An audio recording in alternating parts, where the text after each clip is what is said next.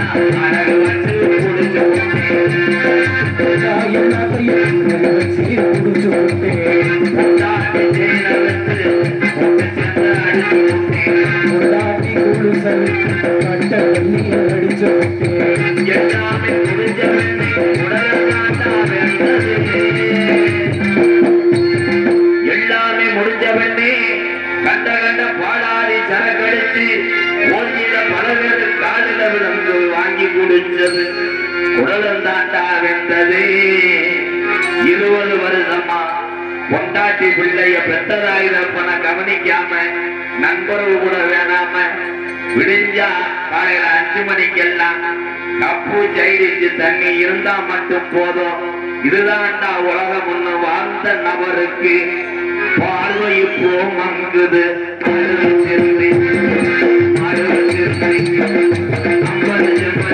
வச்சிருந்தேன்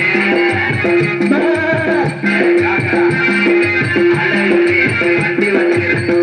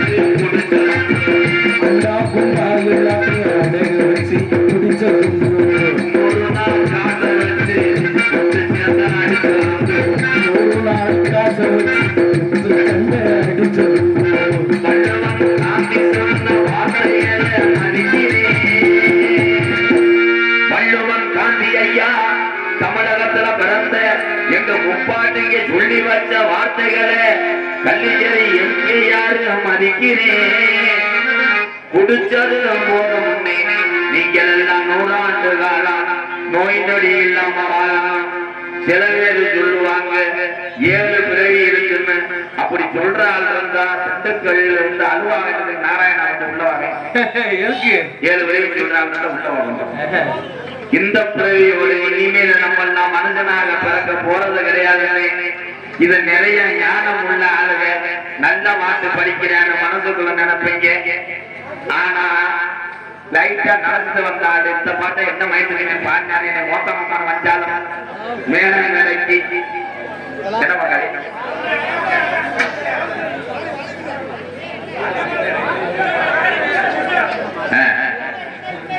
இந்த இன்னொரு பட்டி இந்த பெட்டியா வேற ஒண்ணு. ஏன்னா மைசெட்டு இவனை அவனுக்குள்ள போடுறது ரொம்ப கஷ்டமான விஷயம். அந்த காற்று இன்னரை கவனிக்கணும். நீங்க சொன்னா கேட்கக்கூடிய மைசெட்டு தான் எங்களை ஆண்டவன். உண்மையிலே எல்லா பேருமே வண்டி ஓட்டும் போது ஒழுங்கா ஓட்டுறாங்க. சில பேர் 100ல போயிட்டு பிரேக் பின்னாடி சொல்லிருக்காங்க. 100 ஆண்டு காலம் இந்த குடிய விட்டு நீங்க பொண்டாட்டிக்குள்ளே ரத்தராயுதம் போடு பழைய நண்பரோடு சந்தோஷமா இருக்கணும்னா மேடை மேடைக்கு இந்த பாட்டை பாடிக்கிறேன்.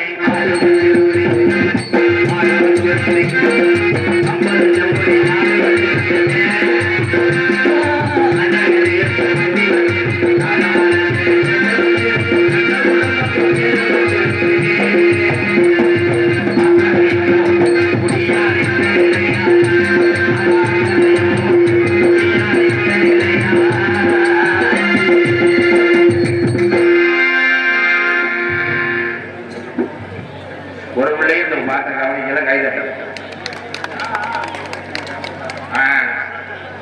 தம்பி 500 வாங்குறாய். நான் வந்தது 300 கிலோமீட்டர். எம்கேஆர் அம்பாலை நான் நடத்தி வரக்கூடிய ஆதரவற்ற இல்லத்துக்காக தரகம்பட்டி ராஜன் மருத்துவமனையில் வேலை ஆகிறாப்ல என்னன்னா தரகம்பட்டி ராஜன் மருத்துவமனையில் டி முருகேசன் பாம்பாட்டி பத்தி என் அன்பு உறவு சார்பாக 501 நல்ல இதயத்துக்கு நன்றி. பையம்பட்டி மதிப்புக்குரிய காவல்துறை அதிகாரி ஐயா மேடைக்கு வாங்கயா. ஏப்பா இந்த கூட்டத்துல வர ஒரு 8 ஸ்டேஷனுக்கு போயிடுவாங்க. ஐயா லத்தி இருக்காயா? எதுக்கு லத்தி? உள்ள ஒரு ஆள் படத்து கிடைக்காங்க நடிக்க. ஏன்னா காவல்துறை அதிகாரி ஐயா நம்ம எல்லாரும் நினைக்கிறேன் காவல்துறை தன்னுடைய கடமையை செஞ்சுக்கிட்டு இருக்காங்க. நீங்க எல்லாரும் சொல்றீங்க வண்டியை மறிக்கிறாங்க, லைசன்ஸ் இல்லைன்னா அவதாரம் போடுறாங்க, ட்ரிங்க் அண்ட் டிரைவிங்க்கு 10,000 போடுறாங்க. ஏன் செய்யக்கூடாது? உங்க வண்டிக்கு தேவையான அத்தனை ஆதாரத்தோடு தலைக்கவசத்தோடு மது வருந்தாம வாகனம் ஓட்டுங்க. காவல்துறை அதிகாரியா பொறுத்தளவுக்கு நமக்கு நண்பர்களே. நம்ம யாரு பயப்படணும்? அதே மாதிரி ஹெல்மெட் போட்டு போறவே வேகமா போறேன்.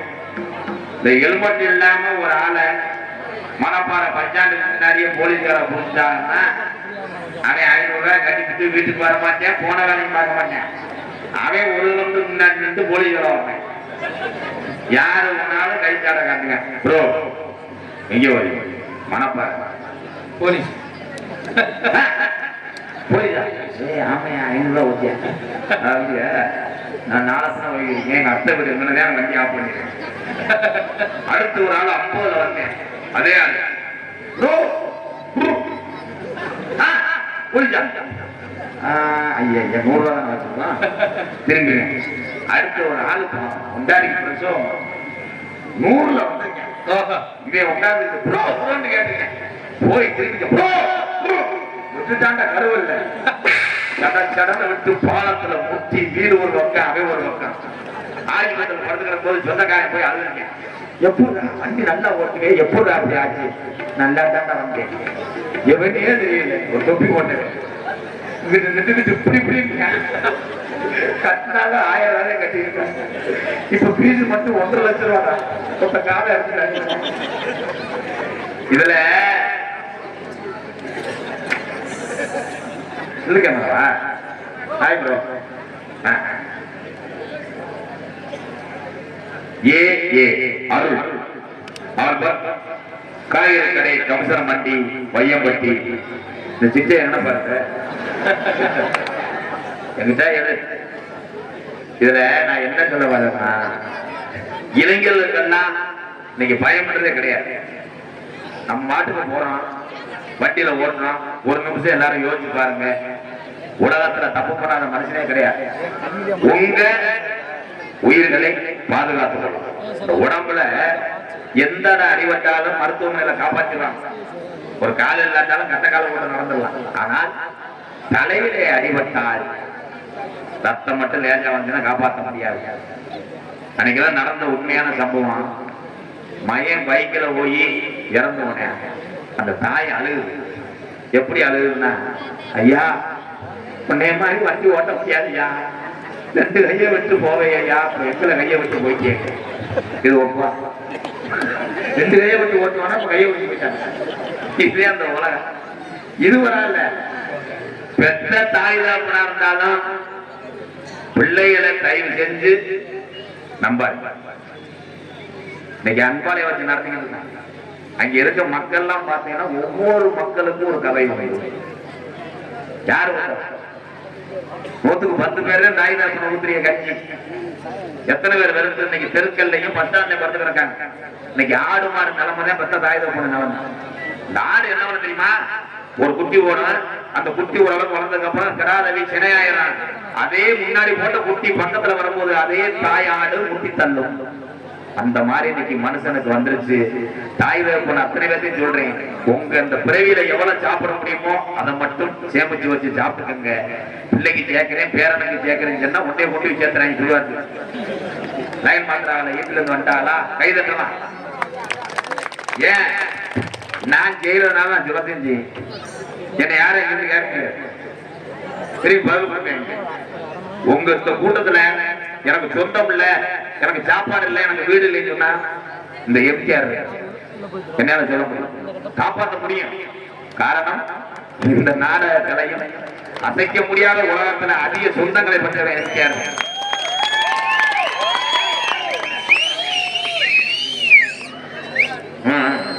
எம்ஜிஆர் அன்பாளையத்திற்காக ராதாகிருஷ்ணன் ஆடி திருச்சி திருப்பூர் ஆடி டிராக்டர் பாம்பாடிப்பட்டி குழந்தைவேல் அன்பு சார்பாக 500 ரூபாய். நன்றி நன்றி. அதுதான் யாரு இல்ல. ஒரே ஒரு விஷயம் ஏன் மேடையில இதை சொல்றேன்னா, இப்ப உள்ள இளைஞர்கள்லாம் ஒரு உதாரணமா இருக்காங்க. நாடகத்துல என்னைய மாதிரி யாரும் சம்பாதிச்சது கிடையாது. ஏன் சம்பளம் யாருமே வாங்கினது கிடையாது வரைக்கும். ஒரு நாளைக்கு 25,000 சம்பளம். எல்லாருக்கும் தெரியும் நினைக்கிறேன். இருங்க பேசாம. ஆனால் நான் என் குடும்பம் இது மட்டும் நினைச்சு வாழ்ந்ததுன்னா, நான் வர்ற காரு உங்க ஊர்ல வந்து இறங்கின காரு 1.5 கோடிக்கு இருக்கு. ஆனால் எனக்கு அது தேவையில்லை. இந்த பிறவில நான் ஆரம்பத்துல இந்த பப்புன்னு போடும் போது எவ்வளவு கஷ்டப்பட்டு வறுமையில இருந்தோம், அந்த வறுமையில் இருக்கக்கூடிய குடும்பத்தை பூரா பார்த்து உதவி செய்கிறேன். இன்னும் பிறக்க போறது கிடையாது, நிரந்தரம் இல்ல. இந்த வாழ்க்கையே நிரந்தரம் இல்ல. அப்படித்தானே அவர்கிட்ட செஞ்சாரு. அவரை எல்லாருமே நம்ம சொன்னா தண்ணியை கொண்டு பேசுவார். உடம்புலாம் வீங்கி இருக்கணும். கேப்டன் விஜயகாந்த் ஐயா கொண்டு விட்டு நிக்கலாம். நல்லவர்களை தொடர்ந்து இந்த தமிழக மக்கள் இழந்து கொண்டிருக்கீங்க. இதுல இருந்து நான் ஒன்னே ஒண்ணு சொல்றேன், நான் எவ்வளவு நல்லது பண்ணாலும் நல்லது செய்கிறேன், அதிக நாள் இருக்க மாட்டேன். உண்மைதான். நான் எதை செய்யறேன்னா அதுதான் பேசுவேன். ஒரு காலத்துல நான் பெரிய புரியா இருக்கேன். மேடைக்கு உள்ள ஊருக்கார கட்டி முழுக்க லேட்டாகி போச்சுன்னா நாடகத்தை கழிச்சே வருவேன். அவ்வளவு ஒரு மோசமான ஆள். என்ன பண்ண வெரி நல்ல பெரிய நாளைக்கு பார்ப்பேன். இன்னைக்கு 5 வருஷத்துக்கு முன்னாடி புரிய விட்டோம். இன்னைக்கு பாசம் என்ன, இறக்கம்னா என்ன, நம்ம எப்படி வந்தோம் அதெல்லாம் உணர்றேன். ஏன்னா ஒரு இனிப்பு பண்டத்தை சாப்பிட்டு பார்த்தவங்க சுவை தெரியுது. அதனால குதிச்சு நொந்து கேவலப்பட்டு அசிங்கப்பட்டு வந்தவனுக்கிட்டே அது வழி தெரியும். அதனாலதான் நான் சொல்றேன், என் அண்ணன் தம்பி எல்லாம் நீங்க நல்லா இருக்காங்க. ஏன்னா இனிமேல் எனக்கு உங்களை விட்டா உறவுன்னு சொல்ல யாரு? அண்ணன் தம்பி எல்லாரும் நல்லா இம்புட்டும் பேசுறேன். ஒரு மேடையில் அப்படியே பேசுகிறேன், ஒரு கருத்துக்கள் சொல்றேன், அதை சொல்றேன். காலையில ஒரு ஆள் வந்து கை விடுது, நீ நல்லா இல்லையா, 100 வருஷம் நல்லா இருக்காங்க. நான் உடனே ரொம்ப நன்றியா இருந்தேன். உன் நாடகம் எங்க போட்டாலும் நான் வருவேன். என் பொண்டாட்டி, என் பிள்ளை, மருமக, மருமேன் எல்லாருமே ஒரு ரசிகர் தாயான்னு சொல்லிவிட்டு ஒரு வார்த்தை சொன்னேன். என்ன உன்னே மாதிரி எவனும் வெட்டி வாசிக்க முடியாது. அப்போ வரலாம் அதனால